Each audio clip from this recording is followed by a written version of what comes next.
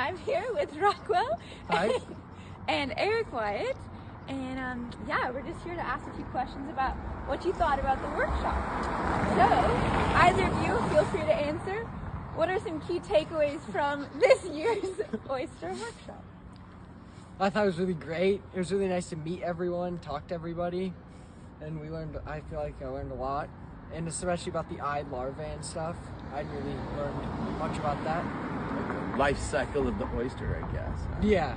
That was really cool. Yeah, and we learned about seaweed. I think you can make seaweed in a compound butter, and you can put that on barbecued oysters because butter makes everything taste better, right? That would be a good like That butter. is true. Yeah. Just wondering, what did you think? How'd it go? I would say, above all else, if I didn't have anything else to say, I took away way more knowledge than I ever came in with. I understood exactly what I didn't know about oysters, which is extremely important for someone like me who really wants to build mariculture within the state.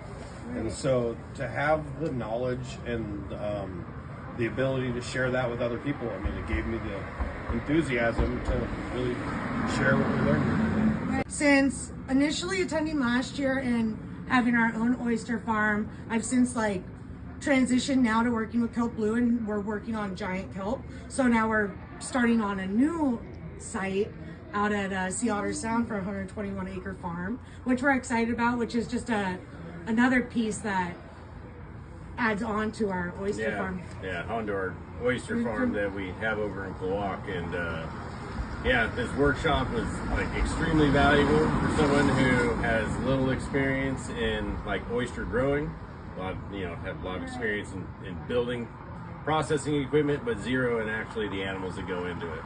And so I was able to learn from the ground up all the way, the whole mating and the spat, reproduction and everything. I didn't even know that they fed them algae. So that was insanely informative, and to know the life cycle of the whole product that you're going to be growing.